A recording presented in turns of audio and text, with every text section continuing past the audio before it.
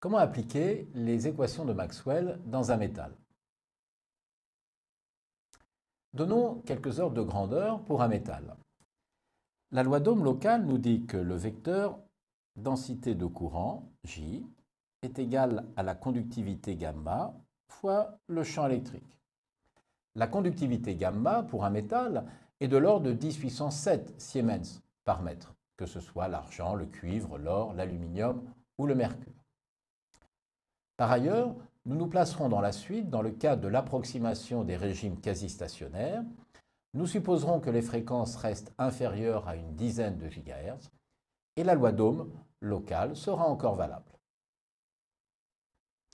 Montrons tout d'abord qu'un métal reste localement neutre. L'équation de la conservation de la charge électrique s'écrit divergence de J plus dρ sur dt est égal à 0. Par ailleurs, la loi d'Ohm locale, J égale gamma E, permet d'écrire gamma fois la divergence du champ électrique plus la dérivée de la densité volumique de charge est égale à 0. Par ailleurs, l'équation de Maxwell-Gauss s'écrit divergence de ρ égale ρ de E égale ρ sur epsilon 0. Ce qui permet d'obtenir l'équation différentielle vérifiée par la charge électrique, dérivée de ρ par rapport au temps plus 1 sur τ fois ρ égale à 0, où τ est une constante de temps égale à epsilon 0 sur gamma, de l'ordre de 2 10 puissance moins 14 secondes pour le cuivre. Considérons alors un métal chargé à l'instant t égale à 0 en un point M avec une densité volumique de charge différente de 0. L'équation précédente se résout sous la forme ρ au point M à l'instant t égale la densité volumique au même point M à l'instant 0 fois l'exponentielle de moins t sur τ. Vu la valeur de τ, très rapidement, cette densité volumique de charge tend vers 0. Et l'équation de Maxwell-Gauss pourra s'écrire tout simplement dans un métal, divergence du champ électrique est égale à 0. Comparons maintenant le courant de conduction et le courant de convection, toujours dans le cadre de l'approximation des régimes quasi-stationnaires. Faisons le rapport du courant de déplacement en norme, epsilon 0 fois la dérivée du champ électrique par rapport au temps, sur le courant de conduction, égal à J, autrement dit, gamma E. En ordre de grandeur, ce rapport vaut epsilon 0 fois une valeur du champ électrique moyenne E0 divisé par la période, le tout divisé par gamma fois E0, ce qui donne en ordre de grandeur τ sur la période. Dans le cas de l'approximation des régimes quasi-stationnaires, ce rapport sera toujours beaucoup plus petit que 1, et l'équation de Maxwell-Ampère pourra tout simplement s'écrire rotationnelle de B égale mu0 gamma fois le champ électrique. Les équations de Maxwell dans un métal deviennent alors, dans le cadre de l'approximation des régimes quasi-stationnaires dites magnétiques, divergence du champ électrique égale à 0, divergence du champ magnétique inchangé égale à 0, rotationnelle du champ électrique égale moins d rond B sur d rond T, inchangé, et rotationnelle de B égale mu0 gamma fois le champ électrique. Intéressons-nous maintenant à l'équation de diffusion du champ électromagnétique dans un métal, toujours dans l'approximation des régimes quasi-stationnaires.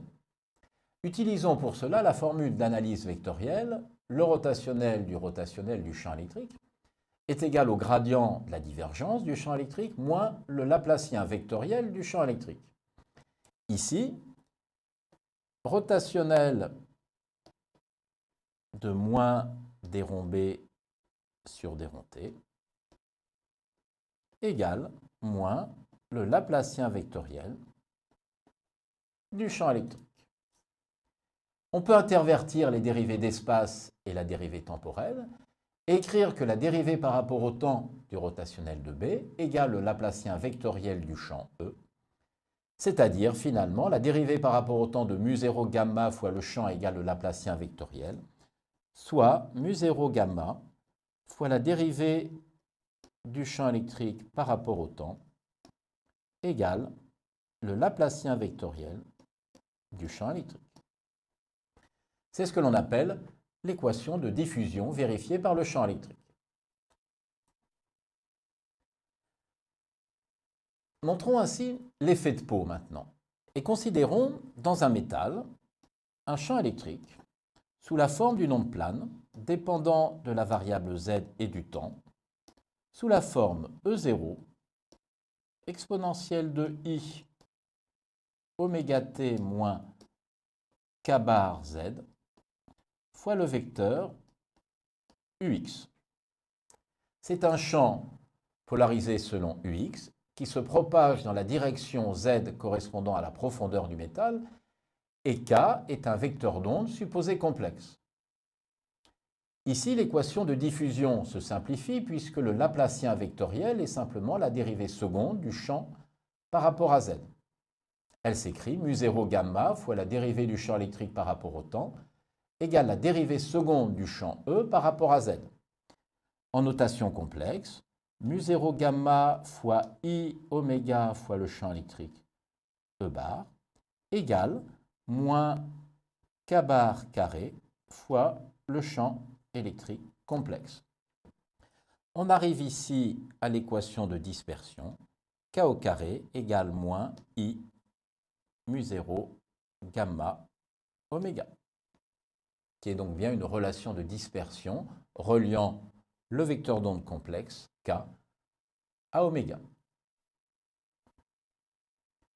Pour la résoudre, posons que le vecteur d'onde complexe k peut s'écrire sous la forme k1 moins ik2, où k1 et k2 sont choisis ici positifs.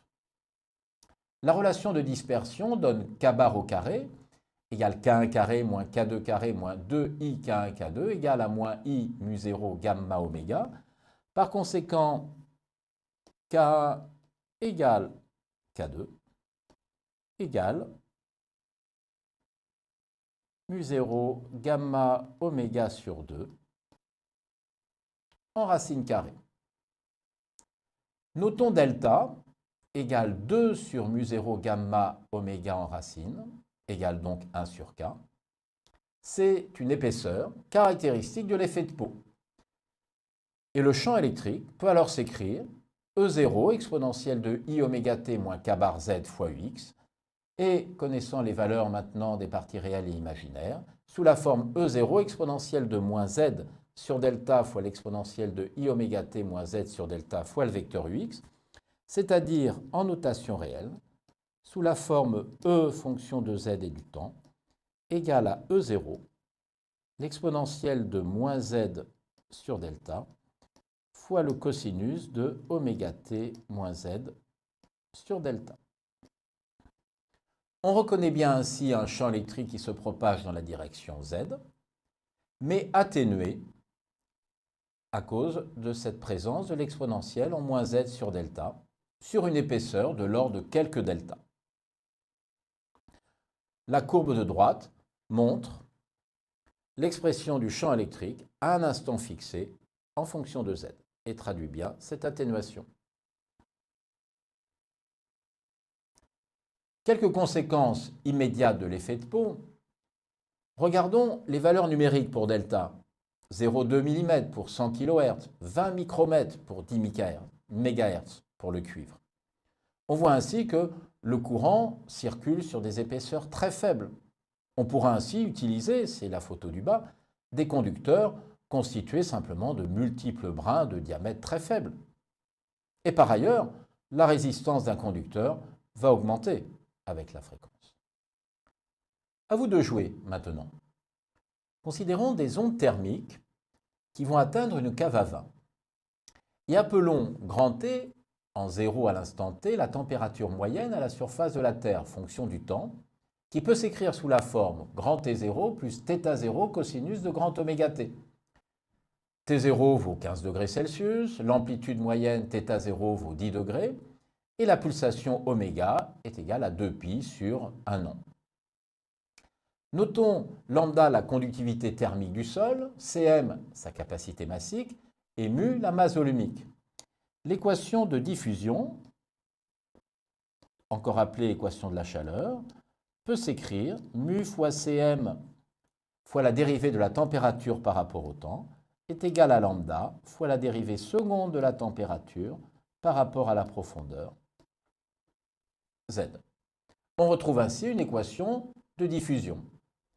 Et bien montrer que la température dans le sol terrestre à une profondeur Z et à l'instant t peut s'écrire sous la forme indiquée sur ce transparent avec une profondeur qu'on pourrait assimiler à l'effet de Pau de l'ordre de 2 mètres.